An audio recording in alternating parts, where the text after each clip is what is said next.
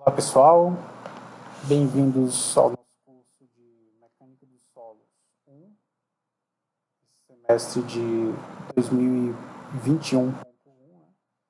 Nós estamos dando início ainda na modalidade com aulas remotas devido à pandemia. E eu tenho aqui o nosso primeiro material, né, com os primeiros capítulos do nosso livro-texto, para que vocês possam iniciar, né, esses estudos na mecânica dos solos, certo? Então, nessa nossa aula nós vamos ver, né, o capítulo de introdução, alguns conceitos de origem e formação do solo, propriedades da partícula. Além desse slide, eu também vou estar disponibilizando para vocês uma apostila em que vocês podem estar aprofundando um pouco mais o conteúdo que está sendo abordado aqui. E também vou estar disponibilizando a referência, né, do nosso livro-texto, para que vocês possam buscar na biblioteca da faculdade ou em arquivos digitais na internet. Okay? Então, a mecânica dos solos, ela é uma disciplina que ela antecede, né, os estudos na engenharia civil sobre fundações. Então a gente estuda a mecânica dos solos para que a gente possa conhecer o material base, né, o material fundamental para o apoio das nossas fundações.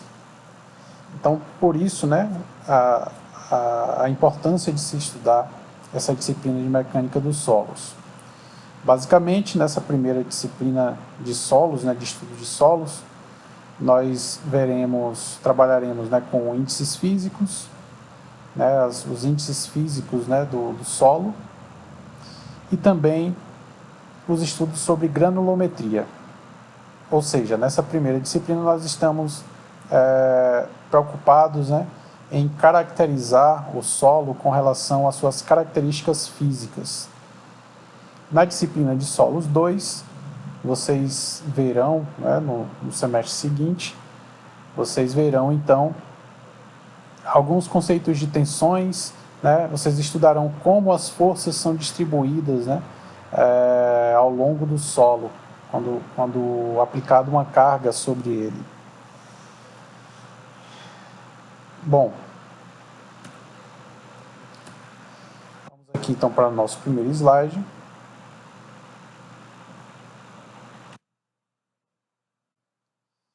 Temos aqui então o primeiro slide, conferir aqui se está gravando direitinho. Ok. Bom, os primeiros estudos dos solos, pessoal, aqui se tem registro, né? Eles ocorreram no Egito, na Babilônia e na China. Há muito tempo a humanidade né, estuda o solo. O solo ele é a base para a vida na Terra. Sem o solo, a gente não tem, né, a sustentação necessária, os minerais necessários para a formação da vida. Não adianta a gente ter somente água e não ter os minerais adequados, né, para o surgimento da vida. Então, o solo, até hoje, claro, ele ainda é a base fundamental para a sustentação da vida na Terra, uma vez que a maior parte, né, da vida terrestre ela se dá, né, por vegetais, por plantas. E essas plantas elas extraem do solo, né, os minerais necessários para o seu desenvolvimento. Então, há muito tempo o homem estuda o solo, né? É importante se conhecer o solo desde sempre, né?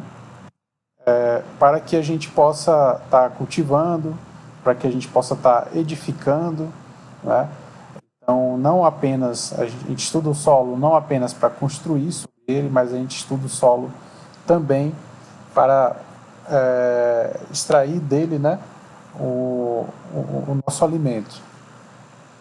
A mecânica dos solos em si, ela teve início em 1925, né? Então ela é relativamente recente, certo? Mas ela não é a única ciência que estuda o solo, tá? Como o próprio nome já diz, né? A mecânica dos solos, né? Ela é responsável por realizar um estudo do solo do ponto de vista mecânico, tá? Do seu comportamento mecânico, como esse solo se comporta mecanicamente. Existem, claro, outras ciências, né, da Terra, chamadas ciências da Terra, né, que estuda também solos, como, por exemplo, a mineralogia, né, que vai estudar aí a composição desse solo, né, do ponto de vista dos minerais que o compõem, a petrologia, a geologia estrutural, a tectônica, né, que é uma ciência, a tectônica é uma ciência que estuda o solo, né, de uma forma muito mais profunda, né? A gente pode dizer aí que é o estudo a uma escala macroscópica, né? Temos também a geomorfologia, né, que vai estudar aí as formações, né, do nosso solo. A geofísica, que estuda também, né, a mecânica do solo, mas ela se aprofunda muito mais na física do solo com relação às suas características de condutibilidade, né, de magnetismo. Temos também pedologia, a mecânica das rochas, hidrologia e também meteorologia. Bom, a geotécnica, né, ela combina uma geologia mais observada do ponto de vista físico, né, e uma mecânica dos solos mais ligada aos problemas geológicos. Esses estudos, né, de geotécnica, eles são fundamentais para a construção civil, porque é através da geotécnica que a gente vai conhecer as características importantes, né, as características que realmente nos importa para a edificação, né, sobre esse solo. Então, qual a definição? Né? A aplicação das leis da mecânica e da hidráulica aos problemas de engenharia relacionados com os sedimentos. Essa é a definição, então, da mecânica dos solos, certo? A aplicação das leis da mecânica e da hidráulica aos problemas de engenharia. Vejam como na engenharia, né, tudo está relacionado. Muitas vezes a gente entra na faculdade e a gente começa a estudar toda aquela física, né, que a gente estudou lá no ensino médio, novamente a gente começa a estudar, e a gente fica se perguntando, né, por que eu estou vendo isso aqui, né, por que eu estou estudando o conceito de tensão, né, um conceito tão simples, um conceito de tensão, para um curso, né, de engenharia. Né? Eu vou usar esse conceito de tensão quando eu estiver na obra. Por incrível que pareça, pessoal, a gente vai utilizar sim, né? O conteúdo ele não é escolhido, né, dentro de uma grade aí de um curso, né, de graduação à toa, tá? É necessário. É claro que a gente pode não utilizar esse conteúdo, né, esses conceitos ao pé da letra, né, em sua forma mais primitiva, mas ter o entendimento, saber como funciona, né, conhecer essa base da física vai nos dar uma clareza muito grande sobre como interpretar os problemas que ocorrem ali na obra, né? Um exemplo disso, né, como eu dei aqui, é essa questão da tensão no solo. Né? Você chega numa obra, ou você é chamado para vistoriar um imóvel e você vê lá algumas rachaduras, né, aparecendo no imóvel.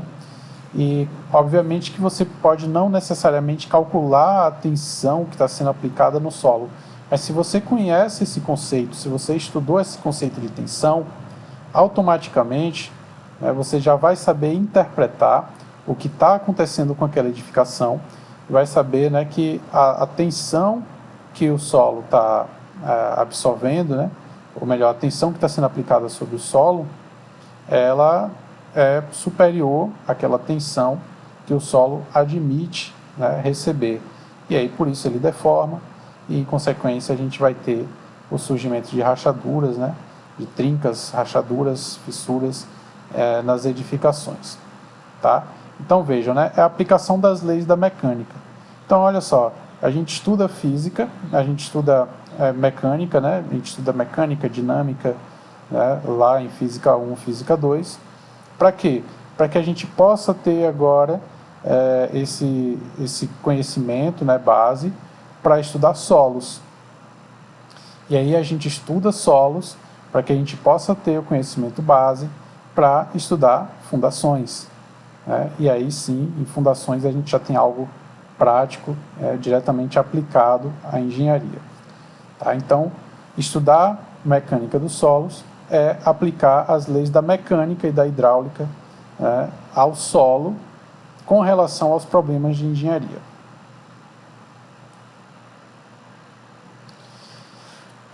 O capítulo 2 do nosso livro-texto, né, ele já vai tratar da origem e formação do solo. Desde quando o solo existe aí? Né? A gente percebe que o solo é algo muito complexo. Você vai na praia, você vê um tipo de solo. Né? Você vai no mangue, você vê um outro tipo de solo. Se você viaja para o interior do país, você vai encontrar aí solos diferentes, né? Às vezes mais claros, mais escuros, mais avermelhados, mais amarelados, mais acinzentados. Né? E todos eles possuem, obviamente, características distintas. E o que é que traz, né, essas características distintas? Basicamente, né, a origem desse solo, né, de onde ele veio. O solo nunca, ele não foi sempre solo. Né? A Terra ela está em constante transformação. Né? Então, a origem, né, de onde esse solo veio, né, de que material ele foi construído, né, ele foi composto, ele foi transformado, vai dar algumas características para ele. Mas não só a origem, né, mas também a forma como ele foi tratado durante esse processo de transformação também vai atribuir características diferentes ao nosso solo. Então, a origem do solo, né, ele tem a origem através do intemperismo das rochas. Então, inicialmente, né, nós temos ali rochas, né, que são estruturas, né, tamanhos macro, né, são grandes elementos, né, únicos, né, ou de enormes proporções, né, que vai sofrendo ali intemperismo, né, que vai sofrendo aí ação, algumas ações aí do tempo, né, ações químicas, ações físicas, e vai fazendo com que essa rocha ela vá se fragmentando e que ela vá também sofrendo reações químicas, né, que ela vá sendo transformada não apenas fisicamente, mas também sendo transformada quimicamente, né, tendo a sua composição química alterada. Então nós temos então a pedologia, né, que é a ciência que estuda as camadas da crosta terrestre, certo? Então quando a gente falar de pedologia, vocês já sabem que a gente vai estar falando do ramo aí da ciência que vai estudar as camadas da crosta terrestre. E nós temos também inúmeros tipos de solos. O material que eu vou estar passando para vocês vai ter lá vários e vários e vários tipos de solos, tá? Trouxe 3 aqui como exemplos, né? Solos residuais, sedimentares e orgânicos. Além desses, nós temos outros tipos de solo também, certo? Já já eu vou falar um pouquinho sobre cada um desses solos aqui. Claro que a gente tem também, né, que estudar a composição química e mineralógica do solo. A gente precisa conhecer, né?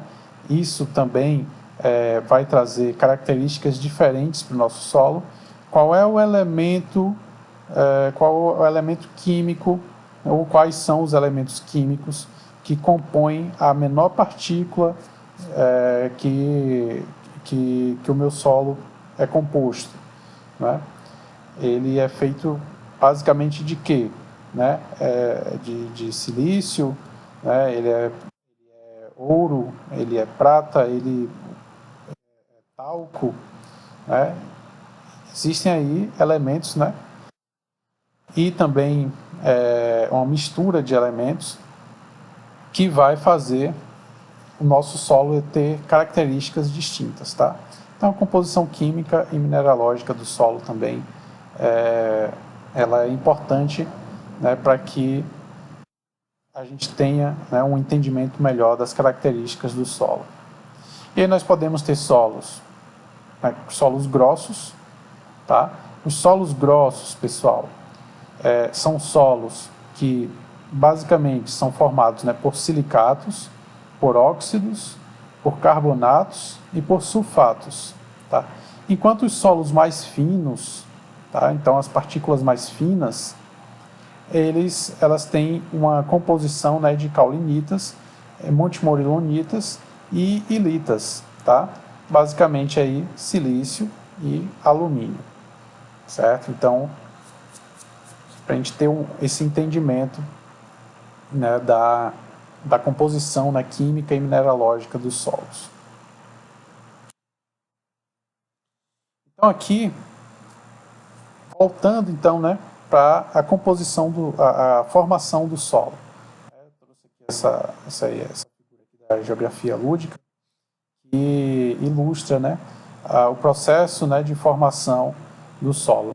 Inicialmente, o que é que a gente tem? A gente tem ali uma rocha, tá, uma enorme rocha, né, em um maciço único, né, onde na parte mais profunda ali a gente tem um leito rochoso, ou seja, a gente pode ter um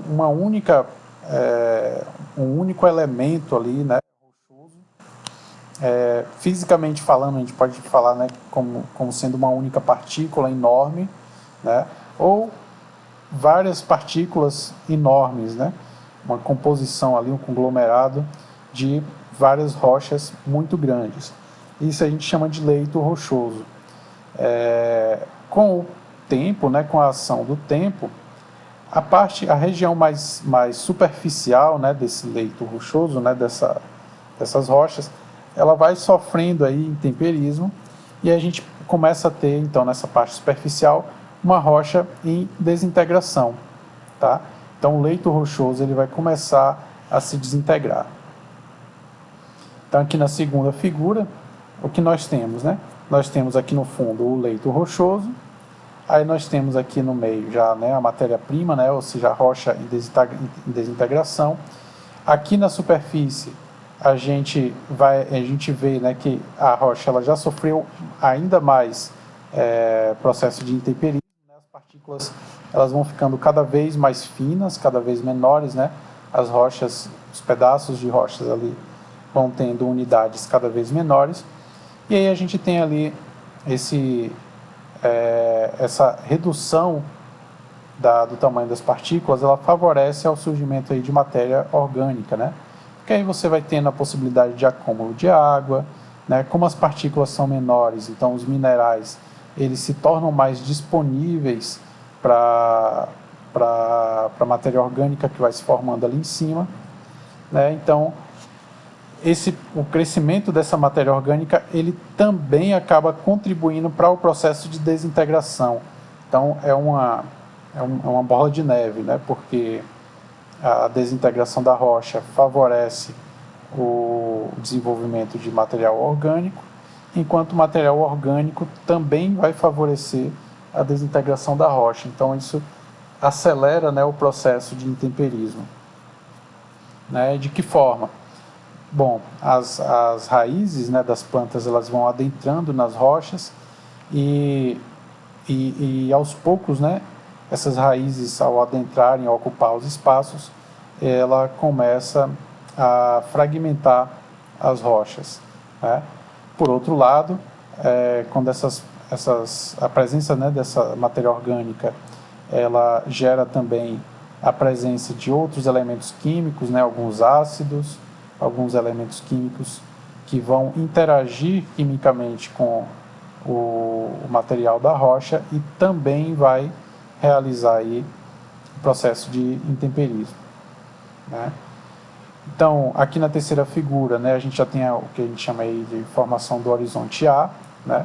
Aí na primeira camada, então a gente já tem um solo mais fino, né, com grande presença de matéria orgânica, né? Aí logo abaixo a gente vai tendo aí solos mais grossos, né, até chegar aí no leito rochoso, né?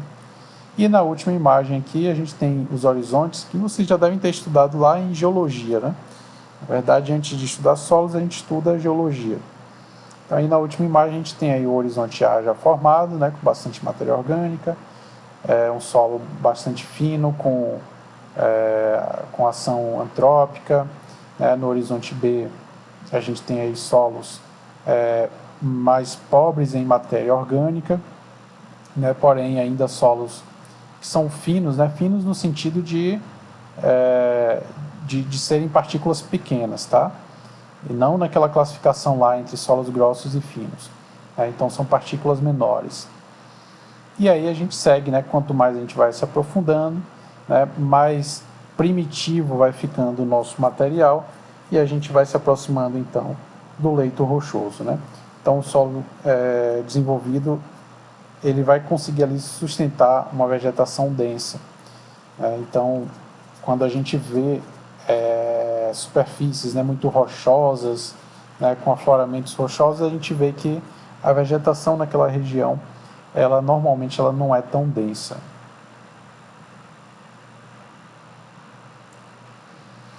E aqui a gente tem um exemplo, né? A imagem não está muito boa, mas o que? Solo residual maduro. O que é o solo residual, pessoal? O solo residual é aquele solo, como o próprio nome diz, que ele é composto pelo resíduo da matéria-prima que estava ali no local. Então, se a gente olha aqui para essa imagem, né, a gente vê aqui na primeira imagem a rocha, né, a rocha-mãe sendo degradada. Esse solo que foi formado por essa mesma rocha-mãe, né, se ele foi sofrendo intemperismo e ficou ali acomodado naquele cantinho ali, né, ele não foi transportado, né, ele ficou ali, foi só sofrendo intemperismo, sendo quebrado, diminuindo suas partículas, a gente tem então a formação de um solo residual, tá? Essa foto aqui é um corte, né, foi feito um corte e está sendo analisado aí os horizontes do solo, né? O solo antrópico, ou seja, o solo que já sofreu aí a interação do homem, está aqui na primeira camada, e logo depois a gente tem o solo residual maduro, tá? Então, isso significa que esse solo aqui, ele foi formado pelas mesmas rochas que estão aqui abaixo, tá? Ele é composição dessas rochas que está aqui abaixo, com o sofrimento de intemperismo. Aí aqui a gente já tem um outro exemplo, né? Que é o do que, dos solos sedimentares. A formação do solo sedimentar, como ele se dá, né? Solo sedimentar é aquele solo que a gente tinha uma rocha-mãe, né? A gente tinha uma matéria-prima. Essa matéria-prima ela foi sofrendo intemperismo, tá? As partículas foram sendo quebradas, sendo transformadas, diminuídas, e aí por algum motivo ele foi sendo transportado, né? A chuva, um rio, né? Ele foi transportando esse material e chega em determinado momento que esse material não tem mais energia, né?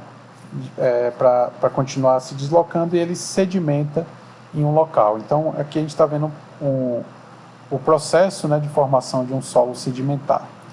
Então ele vai sendo transportado e de repente ele sedimenta em um local.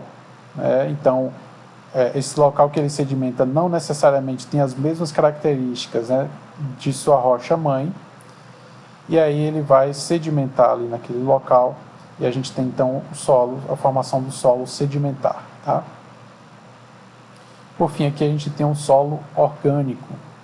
Então, o solo orgânico, como a gente já pode presumir, né, é um solo em que ele é muito rico em matéria orgânica.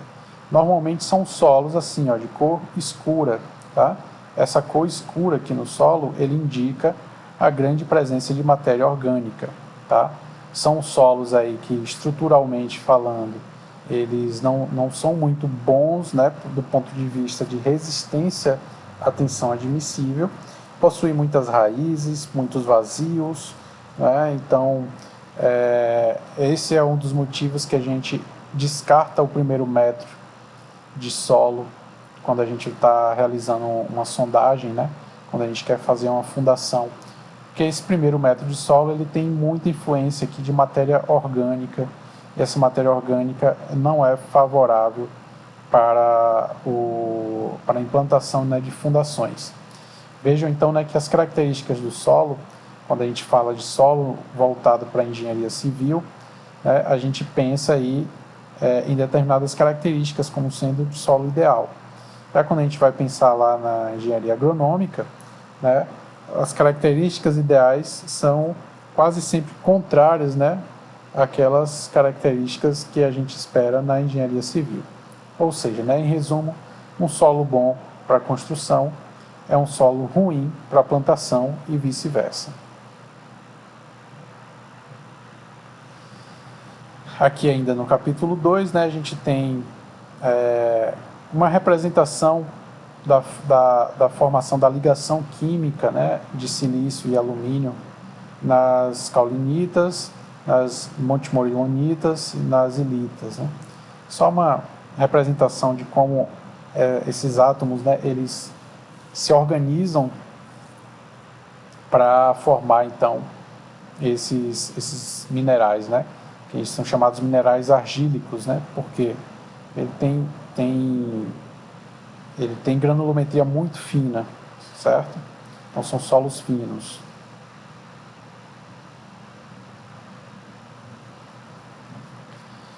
E aqui eu quero introduzir um conceito, né? Aí a gente começa a estudar um pouquinho dos índices físicos, né? Que é um conteúdo que vai tomar boa parte dessa disciplina, que é o conceito de superfície específica, tá? Superfície, todo mundo sabe, né? Que é a soma das áreas de um elemento, de um objeto tridimensional, tá? E o que seria a superfície específica de um solo, né? É a soma das superfícies na unidade de volume que está sendo analisado. Vamos pensar o seguinte, ó. Primeiro, vamos olhar aqui essa figura A, tá? É um cubo, né? É um cubo. Esse cubo tem 8 milímetros de largura por 8 milímetros de comprimento por 8 milímetros de altura. Ele é um único elemento, tá? Ele é um único elemento aqui na figura A. Então, se eu for somar aqui, se eu for fazer, né, o cálculo da superfície específica desse meu cubo, eu vou somar a área dessa superfície de cima, mais a área da superfície de baixo, mais a área das 4 superfícies laterais. Tá? E aí eu vou chegar, então, no valor da área superficial dessa minha figura A, desse cubo aqui na figura A. Porém, se eu tenho aqui um conjunto de vários cubos, tá? Vários cubos pequenos, ou seja, se eu dividir aqui esse meu cubo, se eu pego esse mesmo cubo aqui da letra A e eu divido ele em vários cubos pequenos, em termos de volume, o volume permanece o mesmo, né, pessoal? Aqui esses cubos eles só estão afastados um pouquinho uns dos outros.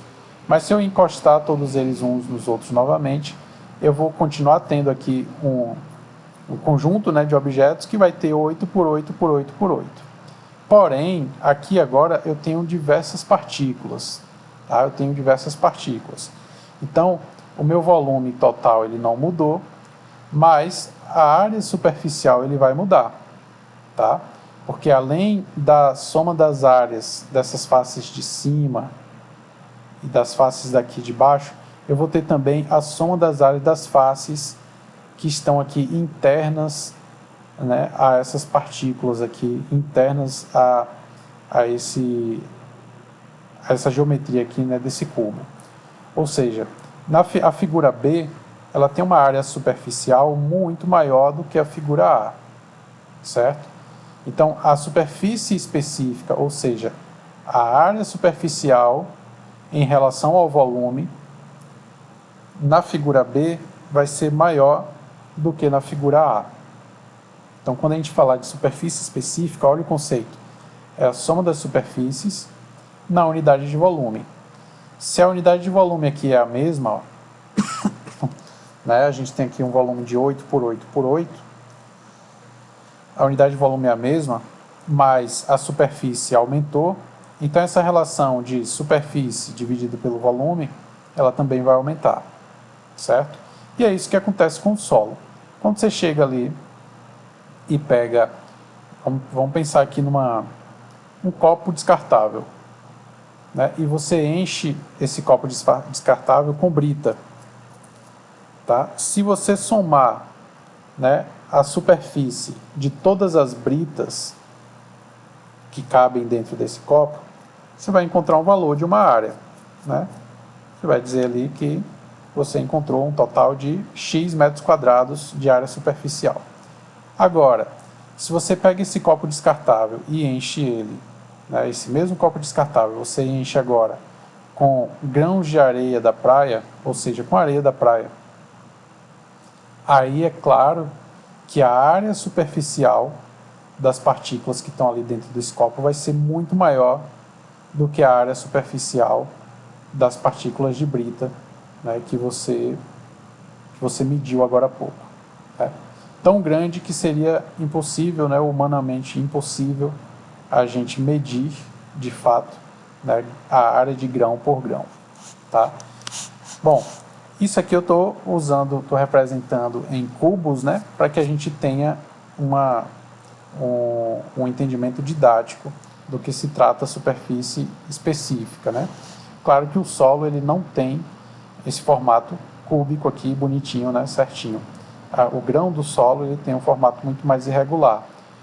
Um formato muito irregular, mas que se aproxima mais de uma esfera do que de um cubo, tá? Então, se a gente fizer essa mesma análise, né, mas considerando, ao invés de considerar agora, né, esses cubos, a gente considerar várias esferas, a gente consegue estimar a área superficial de um determinado volume de solo, desde que a gente conheça mais ou menos qual é o diâmetro das partículas, tá? Eu não vou abrir esse cálculo aqui, não vou abrir essa conta aqui, né? Mas quem quiser pode abrir, né? Fazer aí a relação entre volume de uma esfera e o volume e a área superficial de uma esfera, né? Mas é basicamente isso, né? Aqui a gente tem o volume da esfera, 4πr ao quadrado, em cima, em relação ao que? A área superficial da esfera, que é 4/3 de πr ao cubo. Então a relação, né, entre o volume e a área superficial de uma esfera, né, se a gente fizer aqui todos os cortes, né, a simplificação desse cálculo, a gente vai encontrar que é 3 sobre R, ou seja, 3 dividido pelo raio das partículas. Isso para centímetro quadrado por centímetro cúbico. Ou seja, se eu quero saber quantos centímetros quadrados possui 1 centímetro cúbico de determinado material, basta eu fazer 3 dividido pelo raio das partículas desse material. Digamos que a gente esteja trabalhando aqui falando de brita, tá? Eu quero saber quantos centímetros quadrados possui cada centímetro cúbico de brita. Eu vou fazer 3 dividido pelo raio, né, o raio do diâmetro médio do tamanho das partículas, né? Claro que cada brita vai ter um raio diferente. Na verdade, ela nem tem um raio, porque ela não é esférica, né? Mas se a gente aproximar ali para um raio e pegar o valor médio do raio de cada brita, a gente vai conseguir calcular, né, quantos centímetros quadrados possui cada centímetro cúbico de brita. Tá? Então, esse é um conceito muito importante, superfície específica. Então, vamos aqui para alguns exemplos, né? Se a gente considera aqui, né, um cubo né, com aresta de 1 centímetro. Então o volume total desse cubo vai ter 1 centímetro cúbico, né, 1 por 1 por 1.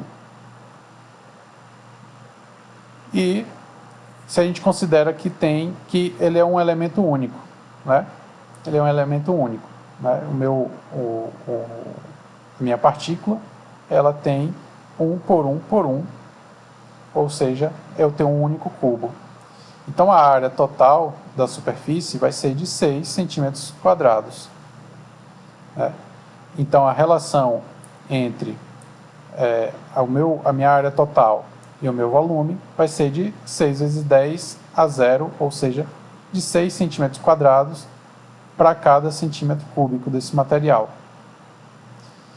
Agora vamos fazer o seguinte, agora vamos imaginar, né, que a minha partícula não tem mais 1 centímetro de aresta.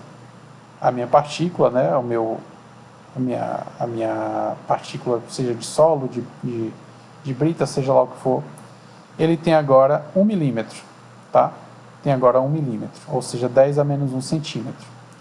Então, se eu pegar 1 centímetro cúbico dessa partícula, tá? Se eu pegar aqui 1 centímetro cúbico, né, pegar um certo recipiente com volume de 1 centímetro cúbico e encher com essas partículas de 1 milímetro, aí eu vou ter, né, 10 a terça, né, o número de partículas, né, que eu vou ter ali dentro, ou seja, o número de cubos que eu vou ter ali dentro, é igual a 10 a terça, ou seja, 1000.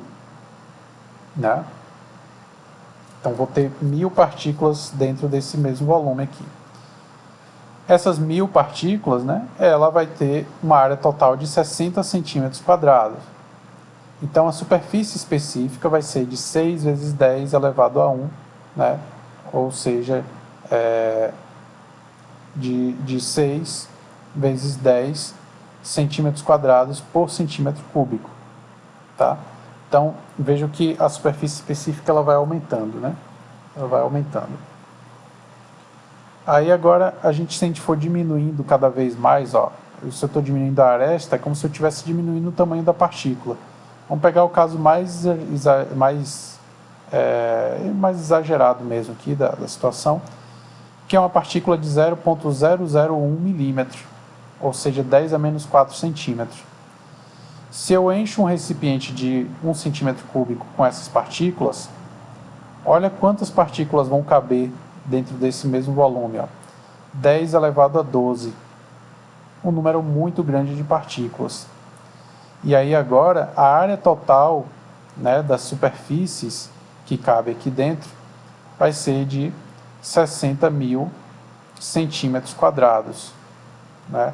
Ou seja, então a minha superfície específica é de 6 vezes 10 a quarta centímetros quadrados para cada centímetro cúbico desse meu material.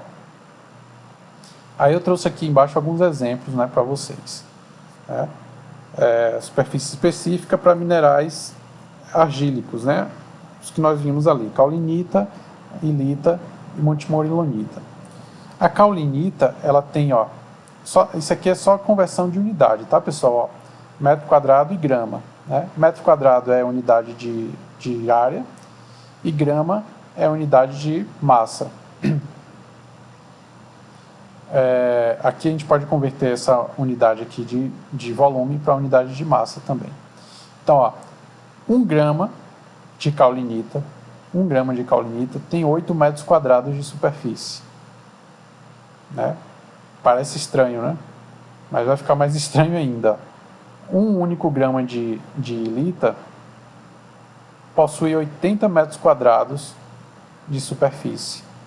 Então, se você pega ali, ó, 1 grama, né, que é menos do que uma colher de chá desse material aqui de ilita, né, desse mineral aqui, a superfície total dessas partículas é maior do que uma casa popular, é maior do que a área construída de uma casa popular. É quase o dobro da área construída de uma casa popular. Né? A Monte Morilonita é ainda mais absurdo. Ó. Um único grama tem 800 metros quadrados de superfície. Né? Se a gente conseguisse pegar ali cada um dos grãos e abrir esses grãos como se a gente estivesse abrindo uma caixa de papelão, a gente chegaria aí a ocupar, né, uma área de 800 metros quadrados, somente com essas partículas. Então, quanto menor a partícula, maior a superfície específica desse nosso material. Bom, esses conceitos que eu vou passar aqui para vocês, né, muitos vocês já viram lá na física, né, de peso específico, densidade, e eu vou passar aqui mais rapidamente, mas a gente vai ver, né, de forma mais aprofundada no decorrer do curso. Né? Nós vamos ver então a natureza das partículas, nós vamos ver o peso específico das partículas. Né? O que é o peso específico da partícula? E a gente vai chamar aqui, ó, de gama G. É o que? É o peso do sólido, né, dividido pelo volume do sólido. A gente vai também conhecer aqui a formação, a composição do solo. Né? A gente ainda vai ver que o solo ele é composto por vazios, por parte sólida e por água. Né? Densidade relativa é um outro índice físico também, né? Que é esse delta aqui, que é a relação entre o peso específico das partículas e o peso específico da água. Né? No caso do quartzo, é um valor de 2,67. As formas das partículas, né? Vocês vão ver isso também de forma mais aprofundada no material escrito que eu estou passando para vocês. Elas podem ser arredondadas, né, mais parecidas com esferas. Elas podem ser lamelares. Isso vocês devem ter visto lá na geologia, né, um solo lamelar, né, que são como escamas de peixe, né, um formato semelhante a escamas de peixe. E as partículas também podem ser fibrilares, né, com um formato aí um pouco mais alongado. Continuando aqui ainda, a gente também pode ter a classificação do solo com relação à sua atividade, né? Ele pode ser considerado aí inativo, né? As partículas, né? Isso de solos finos, né? Partículas inativas, partículas normais ou partículas ativas, né? As bentonitas, por exemplo, né, elas são argilas ultra finas, né, são argilas de composição, né, de partículas muito finas, e nós vamos ver então que essas partículas finas elas possuem algumas características com relação à sua interação com a água, né, a sua capacidade de manter uma determinada estrutura, de manter uma determinada forma. Né? E também veremos, né, o que chamamos de tixotropia, amassando e repousando a fração fina, a massa adquire com o tempo maior coesão. Né? Então é um processo que que eu vou mostrar aqui para vocês, né, em que a gente processando, né, a fração fina do solo, a gente consegue aumentar a coesão desse solo. Tudo isso são termos que podem ser novos para vocês, né? Coesão, densidade relativa, né? Compacidade do solo, mas são conceitos que a gente vai vendo aí ao longo do curso e que eu peço também que vocês deem uma lida no material escrito, porque lá tem muito mais informação do que o que a gente consegue trazer aqui, né, nessas aulas. Aí nós chegaremos aqui também na parte de granulometria, né? Granulometria, que é o estudo, né, da textura do solo, né, da classificação do conjunto de grãos ali que compõem o solo com relação ao diâmetro das suas partículas. Nós vamos ver que não existe um solo com um único com um único tipo de grão, né, com grãos de um único tamanho, né? Todo solo ele é uma composição de uma granulometria, né? Todo solo é a composição de grãos de diversos tamanhos diferentes, né? Solos mais finos, ele não possui somente grãos finos, ele possui ali sua maioria, né, de grãos finos, e aí uma fração menor de grãos mais grossos, né? E solos grossos também, né? Mesma coisa. Ele nunca vai ter somente grãos grossos, ele vai ter sempre uma combinação. E aí a gente vai aprender a fazer isso aqui, ó, a traçar essa curva granulométrica, tá? Aqui a gente vê em um dos eixos a gente tem a fração de solo que compõe, né, a fração de solo com determinado diâmetro que compõe, né, aquele nosso solo geral. E aqui embaixo, né, no eixo X, a gente tem então o diâmetro, né, dessas partículas, dado aqui em milímetro. Então vamos pegar aqui esse azul, por exemplo, né? Esse azul ele mostra aqui, ó, que tem uma fração muito pequena de solo com grãos pequenos, né? E à medida que a gente vai aumentando aqui o diâmetro dos grãos, a gente vai vendo aqui que a fração de solo vai aumentando também, né? Isso aqui é uma soma, é um somatório, né?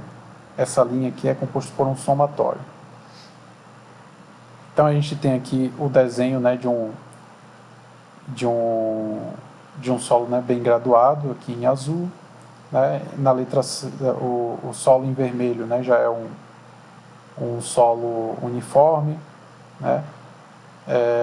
E aqui na letra D, na letra B, que seria o traçado amarelo, né, a gente tem um solo, né, com traçado descontínuo. Tudo isso a gente vai aprofundar mais, tá? Então, aqui são conceitos introdutórios para a gente saber o que espera, né, da disciplina. Então, a granulometria, ó, a gente classifica o solo com relação ao tamanho dos grãos, né? Então, ó, o pedregulho é todo aquele material de solo que está entre 76 e 4,8 milímetros, né, de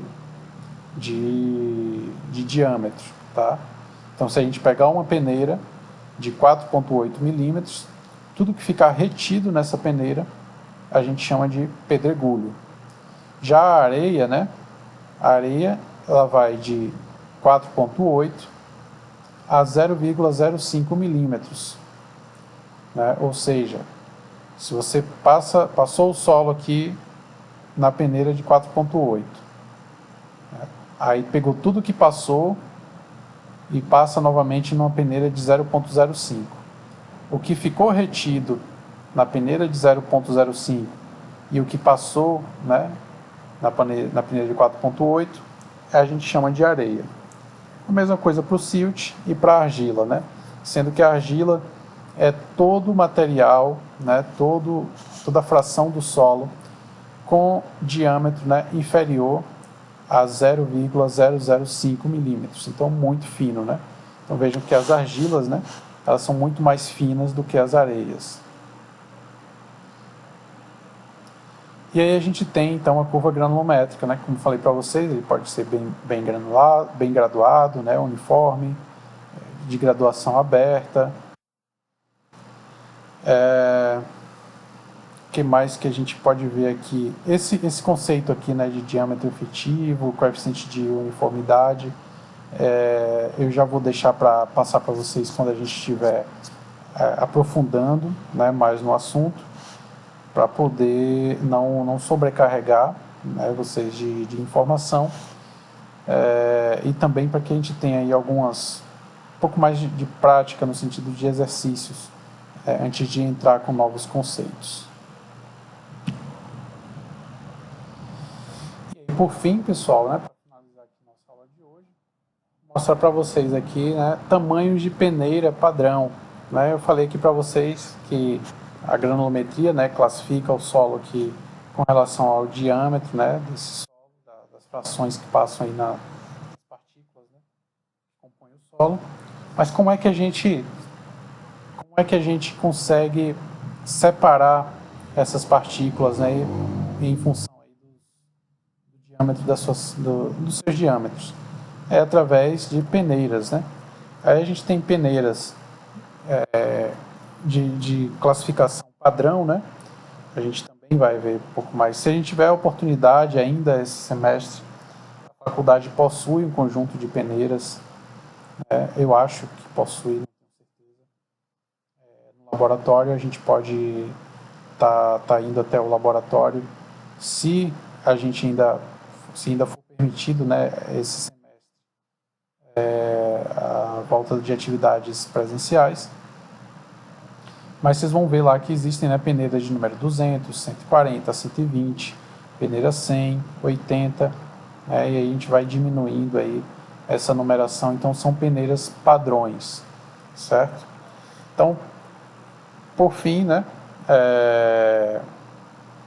a gente vai ver também mais um conteúdo com relação a correções granulométricas, ou seja, como eu mostrei para vocês, né, o solo naturalmente ele vai ter uma composição granulométrica, mas eu consigo manipular, né, essa composição granulométrica, tornando esse solo mais grosso ou mais fino. Isso é muito útil na disciplina, isso é muito útil na construção de estradas, quando você quer modificar as características do solo para poder realizar aí a construção de uma estrada, né?